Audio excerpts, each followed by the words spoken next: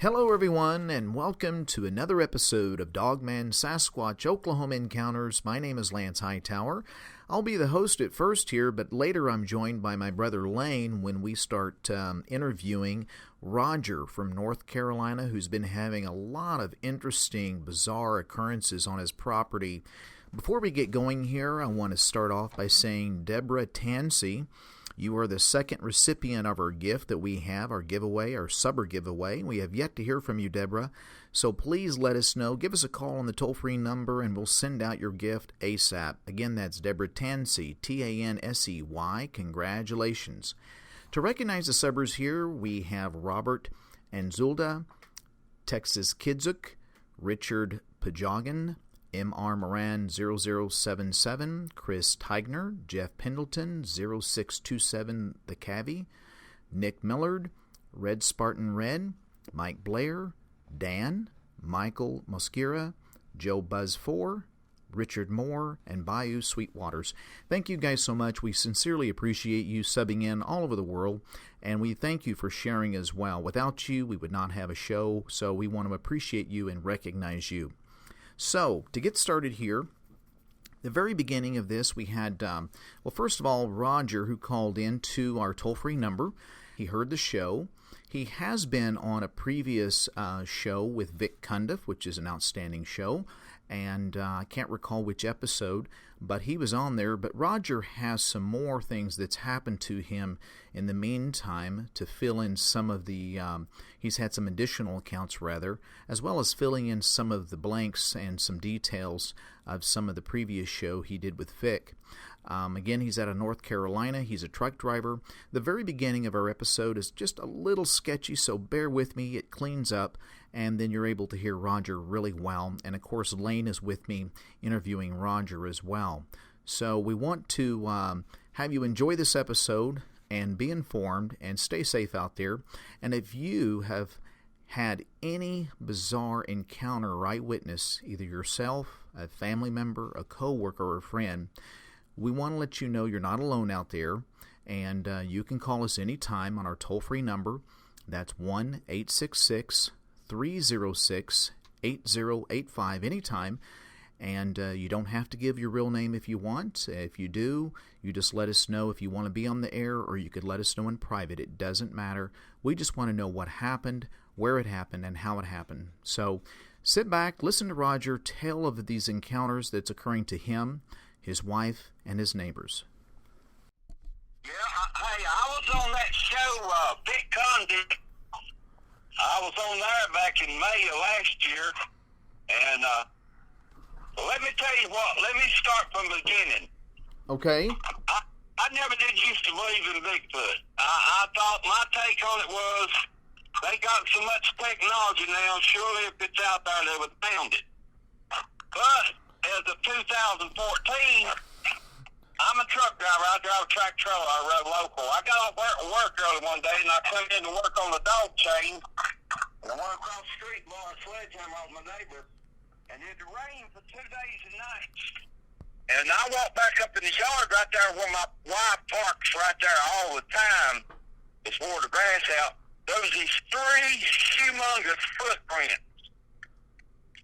And I called my neighbor over there, he hunts and everything. I says, is this bear tracks? He looked at it and said, nope. I said, them look like Bigfoot tracks you see on TV, don't it? He said, sure does. So we laid a tape measure down and took the pictures of the length and the width, and they was 15 long and 7 inches wide, and with toes, and I'd say by the pressure pushed down in the ground, it had to weigh 600 to 800 pounds. Wow. Well, about 6. So I got on the computer and I pulled up bear tracks, front feet, back feet. There was nothing like a bear track. So I took those pictures and I went all the gun shops around while I'm out driving the truck, showed up to them. Their mouth was just drop open and they were flabbergasted. They said, that ain't bear. Said, we ain't never seen nothing like that. That is not no bear. And one of my customers I go to, he's a millionaire. He hunts all over the world. He's a big-time hunter. I showed him the pictures. He said, that's not bear. He said, I've killed a bear. And he made copies of the pictures. He was blown away by them. And he told me, he says, if you ever have to shoot this thing, don't use nothing no smaller than a 180 grain bullet. Well, about 6 months after that, after I found the tracks, I heard something holler one morning about 4:45, and so I got on. I heard it. First, something was tapping on my house, and I got up and I at the refrigerator. I said, "You making a knocking noise?" She said, "No, I hear something knocking." It made 4 slow knocks. Well, I checked front, looked out front of the house, didn't see nothing. Looked out the back, didn't see nothing. I just opened the door. Then when I shut the door back, something outside, it was coming from the right up behind my niece's house. It gave out a yell. And it was a long, powerful yell. And it screamed like it was the king of the woods, like he wasn't afraid of Jack. And there's nothing like I ever heard. I know what mountain lion and fox and all that they sound like. It sounded like a combination of a Tarzan yell and an elephant screaming. Wow. And so I got on the computer, and I had that sound in my mind, what I heard. And these guys on there were doing call blasting, trying to get some Bigfoot's attention that was in the woods. Right. And they were blasting out there, and they were call blasting sounds that Bigfoot make.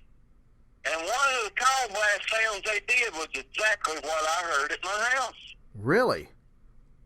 It was exactly what I heard. And who was doing this? It was a guy, him and his wife were doing it, and they had a big old speaker system set on the back end of a pickup, and they had a news reporter out there, and she was covering it, and they would call, they had like 300-400 watt stereo system. Oh, I remember that. I remember what you're talking about now. Yeah. Well, that call blast that they used, that first call blast that they used, that's what I heard at my house. Oh, wow. Hey, I'll tell you what else happened. I went to a place where I had license to hunt. It's called Mitchell River Game Land. It's owned by the state of North Carolina. Because I didn't have permission to hunt on anybody's land. So if you buy a sportsman's license at Walmart, you can hunt on any state property. So I was over there and I put a camera in the woods to see what I could get on my trail camera. And I went over there to get it. And when I got out of my truck, right there on the ground, it was a turnaround. It was a big dirt turnaround. Yes. Right there on that turnaround was a Bigfoot track. And it hadn't been stepped on, it hadn't been run over or nothing. So I got my camera, I took my cell phone, got my ruler and laid it down there, and I took a picture of it. And I got a good picture of it. It's 8 inches wide and 13 inches long. Dang. And I had it checked by the gun shops. I let people look at it, and they said, that ain't bear either. So,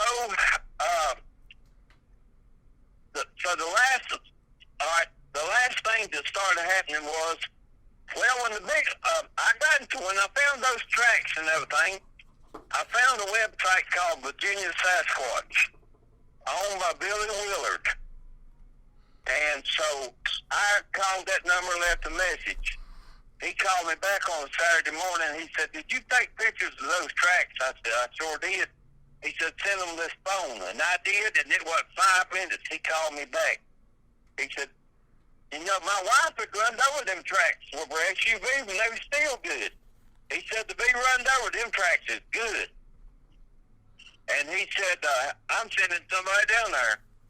And so they gave him my number, and because he's up around Washington, D.C. Okay. So he sent 2 people to my house, and they come down there, a guy and a girl, and she was taking notes, and he was taking measurements and pictures of the tracks. Okay. And he told me, I said, look, man, I'm just a truck driver. I ain't never seen no Bigfoot. What is these tracks? And he said, they're Sasquatch tracks. And he said, in this area where you live, we've had several reports in the last couple of years. And he says up on the Blue Ridge Parkway, we get a lot of reports. And I was about 20 miles. No, I wasn't that far. I'm probably about 15 miles from Blue Ridge Parkway and south of it. And so he wanted to interview my neighbor because I told him that something ripped the doors off his building and carried one of the doors off. They couldn't find it. So we went across the street and he interviewed her. The guy wasn't there, but he interviewed his girlfriend. And there was the building. One door was laying on the ground, the other door was gone. They weighed about 100 pounds apiece. Wow. And he had trash bags full of pop cans inside the building. Had about 3 of them. They were ripped open. So I figured whatever smelt that ripped them doors off to get in there to that smell. Well, she told the Bigfoot investigator that about 2 weeks prior to that, she was there with the kids by herself one night, and she heard something. And the wood line's about 50 feet from her back door. And see the woods all around us up there. She said she heard something really big walking through the woods and felt like she was being watched. Then a little bit later, something banged on her trailer house 2 times. Then she got to notice her porch light wasn't on out front. And they always at the nighttime will leave their deck light on. Yes. And she went to check. The switch hadn't been turned off. She opened the door and looked out there at the light, and the whole light fixture had been ripped off the wall outside the house. Dang. And she got scared and called her boyfriend, and he come speeding home and got the gun and fired some shots down into the woods. Well, since then, they busted up and moved, and that trailer's been moved out. And I mean, they busted up, and he rented the trailer out to some other girls. And I went over and told them, because I figured they need to know what was going on in the neighborhood. Right. And I went over and told them, said, look, there's something around here. I said, show them tracks. And it knocks on my house at night. She said something's been knocking on their house. And then said we had to put up motion lights out back. She said something's been knocking on their house, and they were shocked. And they told me they seen while I was gone. They said the other night, which would have been on a Sunday night, they said we seen something big and black running across that cow pasture behind your house. That it took off running. And so they moved out. Some other people moved the trailer in there now, and I haven't heard back anything. But now let me update you. Okay. Okay. Back in May, I got up one morning at 3:35 in the morning to go to the bathroom, and I heard something give out a long bellowing yell, and then it went like boom, boom, like it took a rock and hit a tree. It went boom, boom, like 2 hard thuds. And then it gave that same yell again. Well, that was back in May. All right, about 6 or 7 weeks ago. No, it's been about 2 months ago. I was laying in bed, and my window on my trailer house, something scratched on the glass. Was scratching, and it sounded like claws. And I wouldn't for anybody to scratch on that glass. All right, I'll just tell you how high it is. I'm right at 6 foot tall, and I can stand under that window and raise my arms straight up, and my fingers just barely go over an inch, maybe an inch or so over the into the glass. So something had to be around 8 foot tall to scratch on that glass, and it sounded like claws. Okay? I told my neighbor who lives across in front of me about it. Well, the other day, he told me, he says, the neighbor that lives right beside him, he said, something's been scratching on Aaron's windows at night. I said, has? I said, that's what happened in my house. And Aaron was down there in the backyard, and Jimmy hauled and said, Aaron, come here. He come up there, and I said, Aaron, something scratching on your windows, on your glass? He said, yep. He says, done 2 different nights. He says, did it last Tuesday night, 1:30 in the morning. He said, it sounds just like claws. scratching on my bedroom glass. And, see, whatever this thing is, it knows what room you're in that house. And it'll come to that window, whatever room you're in, and scratch. And I told him, I said, man, I said, you see how high my window is over there? I said, something was scratching on my glass, too. He said, I got my 9mm. He said, my wife said, there's something scratching on the glass again. He said, it's 1:30 morning, so I got my 9mm, and I went outside. And he went out there in his underwear. He said, whatever it was, it's gone. Well, he thinks it's a person. He don't really believe in Bigfoot. But I didn't used to believe in Bigfoot, but I do now, because I can't find anybody to tell me what these tracks are. There's no other thing it can be but a Bigfoot. It's too heavy for a man. And I've had people say, somebody's playing a trick on you. Well, how are they going to make an impression that deep in the ground? And how are they going to come to my house messing around at night when I had a big German Shepherd dog running loose that was a good guard dog? You know what I'm saying? Yeah. Well, I can... He stayed in the yard all the time. There wasn't nobody messing around with that dog out there. Well, people in their right mind, you're right, Roger, won't do that, even down here, because you're going to run the risk of a couple things. Number one, you're going to get dog bit, or you're going to be out there in the dog's jaws. Number two, you're going to run the risk of getting shot. And then, and you know, in your neck of the woods as well as parts of ours, people respect each other. I mean, it's one thing to play a joke on somebody, but people that are close with your neighbors, again, run the risk of just getting shot, and that's not something you go do you take lightly. So the likelihood of everything is very remote. Something else it's not a person. It's not a person. Well, let me tell you what else happened. This happened Friday night, March the 3rd of this month. I was cleaning on my rifles and sitting there listening to videos. Because, see, I really started doing a lot of research on this stuff after I found them tracks. I mean, I got into it. I was learning everything I could. And Big Condit put me on his Bigfoot Eyewitness Encounters show. And he posted those tracks on there, too. And, anyway, March the 3rd, just signed it right there. March the 3rd, I was cleaning on my rifles. Wasn't really tired, so I laid down at 12 o'clock. And about 15 minutes after I laid down, something growled outside my window right there. All right? Here's the scary part. It did not sound like a bear. It just like a long, but I can't do it. It was so strong. But here's the scary part. The sound came through my walls and vibrated in my chest, and me laying there under two comforters in my bed. Dang. Now what could do that? Something that's extremely large and has massive lungs and vocal control. I mean, never had nothing like that happen to me. It vibrated. See, I'm going to tell you something. I'm an evangelist. I'm a Christian man.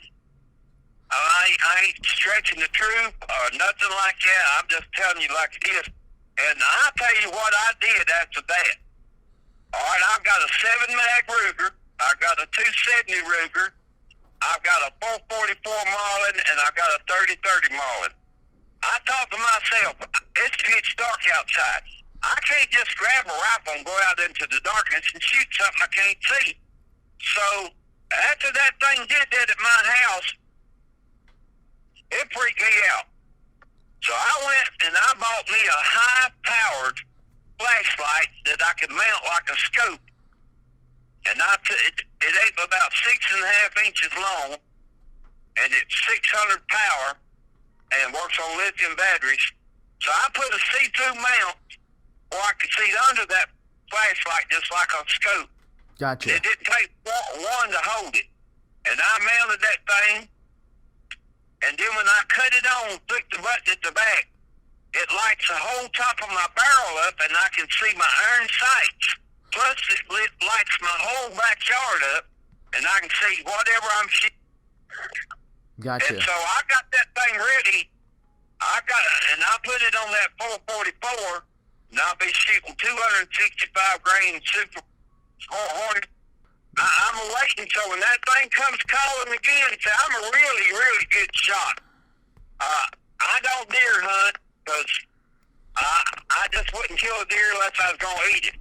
But now I'll shoot a bear or a dangerous animal, bobcat or mountain lion or coyote, anything like that.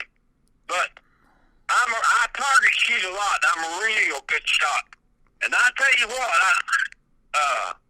I've got that 444 ready, and I got a bullet sleeve on the stock with 9 bullets in it.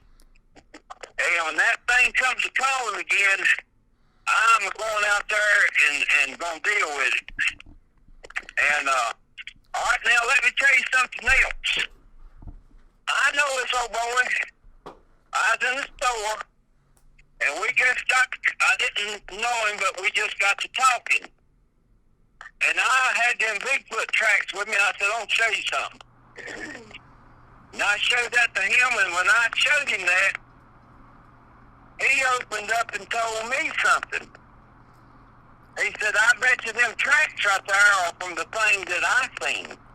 I said, what did you see? Now, this guy don't get on the internet.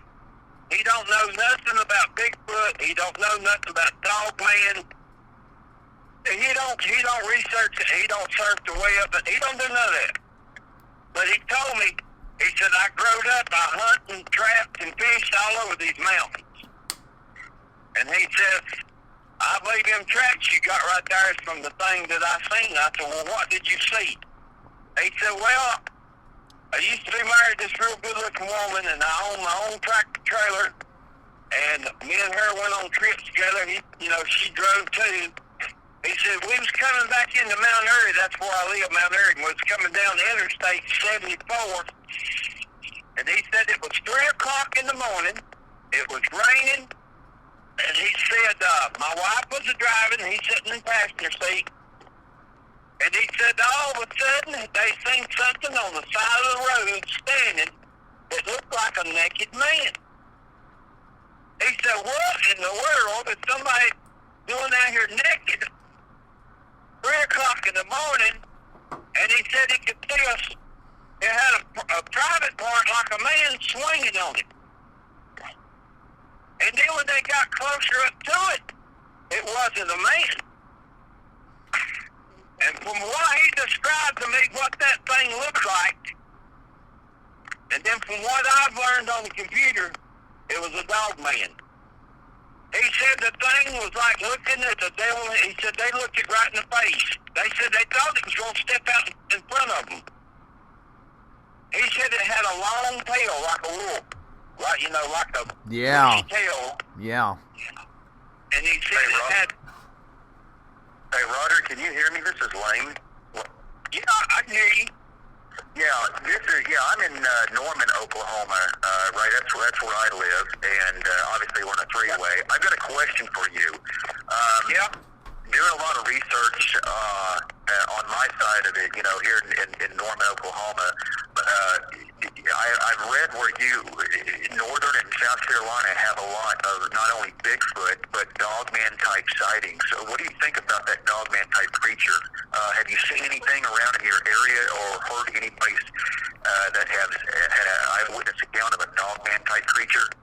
This friend of mine, he owned his own tractor trailer, and it was about 5 or 6 years ago this happened. And he said it was 3 o'clock in the morning, it was raining, and he believes it was going across the interstate because the man on the other side of the interstate has got a farm, and he's got hundreds of sheep. And he thinks that thing was going across the interstate to get to the mill. Because right there where he seen it at, there's a farm right across the road. And he told me what the thing looked like. So I got on the computer and I seen a computerized drawing of a Dogman.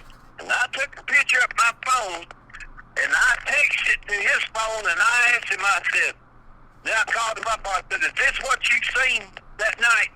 He said, that's exactly what I seen. He didn't know what Dogman was. He don't research Bigfoot. He don't get on computers or nothing like that.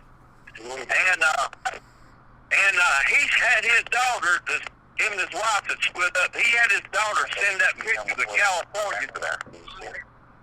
He had his daughter to text that picture to his wife in California, and it flipped her out because it brought back memories. That's exactly what they seen. Now, there's another town near me where I live called little town over in the Westfield area, the other side of Mount Airy, a little town called Francico. A guy at the gun shops at Mount Airy before I bought guns, he told me that thing has been seen over there. And then I listened to a video on Dogman Encounters by Big Condit, and he had a girl on there named Amanda Lawson. And I forgot what episode it was, but she lives over in Stokes County. Yes. And a dog man was trying to get her, and her grandpa seen it behind her and just told her to run. She never seen it, but she heard something cracking leaves behind her, and her grandpa screamed at her to run, and he grabbed his shotgun above the door and was firing at it. I remember that episode. I remember that one, Roger. Yeah, I don't know which one it is, but I do remember the encounter. Well, that's about, from where I live, that's about 30 miles away. Well, here's an interesting thing that when you listen to enough encounters and some of the folks that's had these unusual events happen to their car window or home window, that it seems as though that if it's a Squatch, they don't have long enough nails, and they will have a thud type of tap to the window, whereas these dogmen creatures tends to have more of a they have claws, and so you're going to hear more of a sharp tap, and it's a faster tap to the window, or sometimes it's a tap tap tap tap, and it's a sharper sound to the window tapping. And just like claws. Yes. Yes, sir. I heard you. Yeah, it sounded just like a set of claws on my glass. And that's where either now, based on that, you're not going to know which type of dogman creature it is. You're not going to know, but it's if it's a Squatch type variety, or if it's going to be more of the canine version. But go ahead. I listened to a show the other day. It was Sasquatch Chronicles. That guy on there owns that show. Yeah, he Wes. had a woman on there, and she told, and after she told what she told, she was stabbed and left for dead 3 days later. She said that the government has an underground laboratory called the zoo, and that they are doing DNA manipulation, bioengineering of DNA, crossing animal DNA with human. And she said they have made all kinds of freaky animals that she had nightmares after seeing them. And she said that the dogman creature did not naturally exist, but it was created. They created that thing, and they microchipped it to keep track of it, and they turned it loose in these big forests. Now, how long it's been going on, I don't know. But do you think there's any truth to that? Well, you touch upon something that we've talked about often off the air, and so it wouldn't be far-fetched for something like this to happen or exist. There's so much that we don't know. There's so many agencies that are kept from us. And I would say that if you listen to some of the work of Dr. Melba Ketchum, who is a geneticist, and if you listen to, she was on one other episode, I can't recall which one it was, but about 30 minutes into the episode, she talked about doing the genetic testing, and what she found is that there's 2 aspects on looking at genetic testing. One is the mitochondrial DNA, and that's the DNA from the mother that we all receive. And what she found is that there was a human component to it.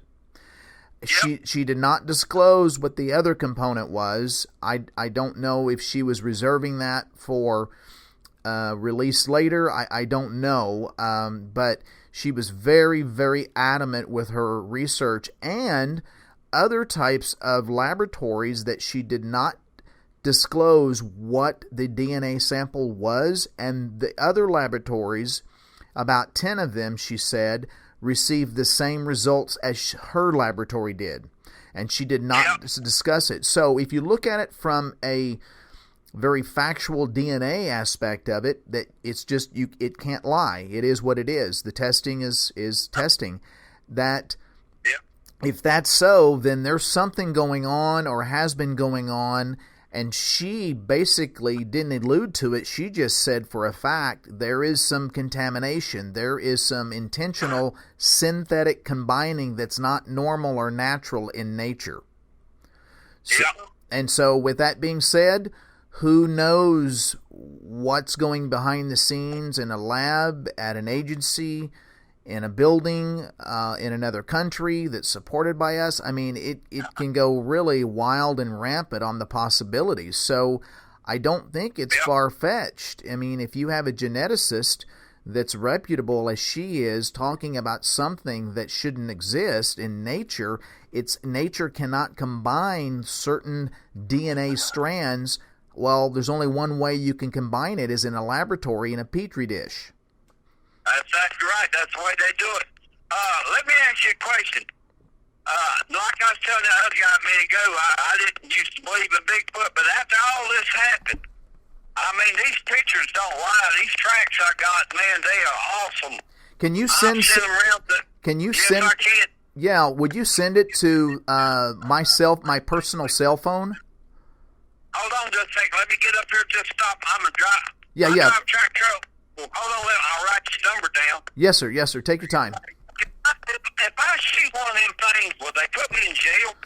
Well, now you're hitting on something that we've talked about many times on air and off air. In fact, I have another episode coming out where I'm talking with Wiley Dave about this. Everybody, and even Wes and Woody on their show, which is a great show. Wes and Woody on their show talked about this very thing, and even on Bigfoot Outlaws they talked about this, but everybody's of the same sentiment. You have a variety of people that, get mad when you even talk about the fact of shooting any type of a hominoid creature, but the bottom line is that our view is this: if they leave me alone, I'll leave it alone. If they provoke me and they're behaving in a manner that's threatening, and I'm not trying to invoke any fight, I'm not trying to encroach on them, but if they're having mannerisms and doing things that's taunting me, in our belief, amongst the brothers, and what Dave we talk about, you have, in our mind, I know not everybody agrees with this, to protect yourself. So with that being said, there's a lot of possibilities and scenarios and what ifs that could happen. Here's the one thing. Here's one thing that I can say with 100% accuracy, Roger. Yeah. If you shoot one, I repeat, don't publicize it. Don't. Because I listened to where people shot them, and they come out there and they get it, and the body's gone, and then they tell you to tell everybody you shot a bear.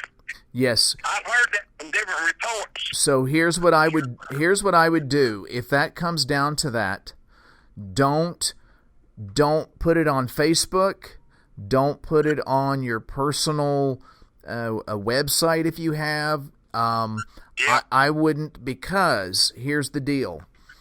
What may happen, I don't know 100%, but what may happen in a scenario is you'll have some people ultimately visit you that could possibly threaten you, and family members and neighbors. And so here's my feeling and our feeling: you need to protect yourself, and if that happens and you do take one out, don't tell anybody.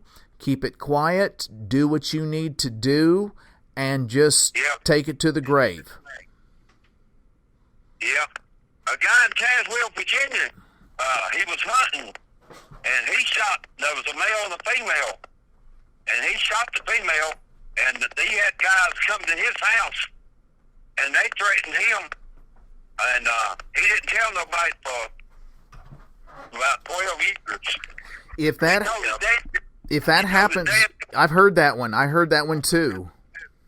Yeah, well, you know, there are agencies that work 24/7, and they intercept obviously cell phone triangulations as well as they monitor the internet.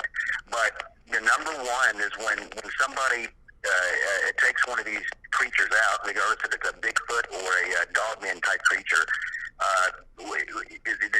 The smartest thing to do, as Lance said, is absolutely if you tell somebody, then it's going to spread like a brush fire. Yeah. And then it's going to escalate, and somebody's going to tell somebody else. But that's very factual per se. When you take one of these creatures out, and then you get a knock on your door. Yep. By men in black, type individuals, as we like to call them, because we really don't know who they are or what organization they work with. But there are agencies at large that absolutely 1,000% listen to and monitor the cell waves or radio waves, and also they tap wire lines. They can crawl in your email account. They have that type of capability, and this has been going on for a long time. And this isn't recently. This has been going on for many years. Yep. What I would do, Roger, if that comes down to that, buddy, just what Lane said, and we've talked about this, is that here's what I would do. If it comes down to that and that happens, I would, after you take care of business, transfer those pics to a thumb drive. And then I would take that thumb drive and put it somewhere very, very safe. That's what I would do. And then you need to move that object off away from your property into somewhere that's buried. Yeah. Well, I tell you what, there was a girl, you probably heard the story, she was on Big Condit show, and I talked to her on the phone. And her name is Daniel Stedman. She lived down near Lake Norman in North Carolina. And a dogman creature tried to get her and another girl in the car while they was in the car. And they locked the doors, and it was trying to it scratched that car up and everything. Yeah, I remember that. I remember that story as well. Yeah. Yeah, I talked to her on the phone. But now, I'm 61 years old, but back when I was a young boy here in Mount Airy, there was a little bit of a scare going around, and I was probably about 8 or 10 years old when this happened. And my daddy told me that they called it a wolf nanny. And there was something there was a dog going around, there was some kind of animal on the loose or on the prowl, and people were being cautious, and they called it a wolf nanny. So whatever it was, I never heard no more about it but that. But they called it a wolf nanny. Interesting. I remember that name. But you know what you might do too, just out of curiosity here, Roger, if you get that tapping around your window of your where you live, you may want to clear an area out underneath your window to where there's no sod. There's no sod, and you have more of a dirt instead of I don't know if you have any sandy loam there. Sandy loam is not very good for prints, but unless it's wet. But if you can clear out the sod in a semicircle underneath that window, and then just him up to leave his tracks. I know what you're talking about. Yeah, that's and a just good idea right there. And then go ahead and put a semicircle out at least about 6 foot in diameter, and make it just kind of a dirt, but make it and just rake it out where it's nice and just really nice, like raked out like you're going to plant a garden. And then just take all the sod out from the windows around that area away from your place. And when next time that happens, you can see what's going on, and then you can take a picture, and we can see, because there's two different kind of types typically, and there's variations of each one. But there's the canine type. I don't know what the Dogman tracks look like. There's two types. One will look like half Squatch, and as you get toward the break in the foot or the balls of the foot, it looks more canine, and then you're going to have claws, because their claws that we understand don't retract, and so it'll look more of a canine type-ish toward the front of the foot, where the carpals are at, the phalanges. Whereas if you have just a canine version, it's going to look like a wolf print, but massive. And typically, like a coyote and a wolf, you're going to see the claws at the very top of the carpal pad, the pads right there, the carpal pads. You're going to see the... Yeah, I know what they look like. Yeah, and it's going to be massive. So that's the canine version. But the Squatch version, it'll look like a Bigfoot track. It'll look like it, but there's parts of it that won't look like it. So here's the thing: there's variations of that within each of those canine version and each in the Squatch canine version. There's different types. I think they'll call that one type 3. So there's variations that not all of them look exactly alike. That's the thing. So in order to know maybe which kind, if you can clear that sod out from that trailer and then make sure it's nice and level, make sure that there's no indentations where it doesn't get a weird feeling under its feet. So pack the dirt down there once you take that sod out and make sure it's nice and level, and then see what kind of track is left there, and then you can get a pic, and if you don't mind sharing, and just send... I'll do it. I'll do it. I'll check with you. Do you have a way? I found a track up on the mountain. I went way up on the mountain one day, and I had my camera up there because the lady at the truck stop said she seen a big black panther up on the side of the road. So I went up there and put the camera in the woods in that area. I can get the picture of it. And then when I was coming out of the woods going back to my truck, I found the Bigfoot track. It was just one of them. And it stepped, it left the track, and then it was headed towards the road. So its next track, it had stepped onto the gravels, and it didn't leave no track. But let me tell you, that one track, I'm about 6 foot tall. That one track was about as long as from the tip of my fingers to my elbow. And it was probably 9 inches wide. Wow. It was humongous. I mean, it was big. Call me anytime. Okay. I'm going to hook this other trailer, then I'm going to pull up here, and in about 10 minutes, I'll have them pictures sent to you.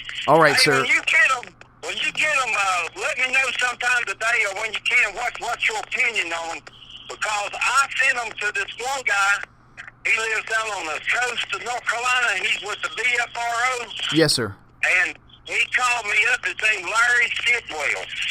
And he called me up and he said, Roger, he said, them tracks you sent me, I sent them around to a lot of the Bigfoot people in the Bigfoot world. But he said, I didn't tell them what your location was or your phone number or nothing, because I didn't want people, bothering you. He said, but they told me that those tracks you got are the real deal. Okay. He said they were legit. And he said those things can run 40 miles an hour. That's not surprising. There's if you want to know how fast the dog creatures, they can go a lot faster than that. Just listen to the episode 6 of our show with Wiley Dave, and he called one up. He said it took off. It was probably doing faster than 60 miles an hour. Well, there's this friend of mine. He sells guns at the flea market. He's about 66 years old.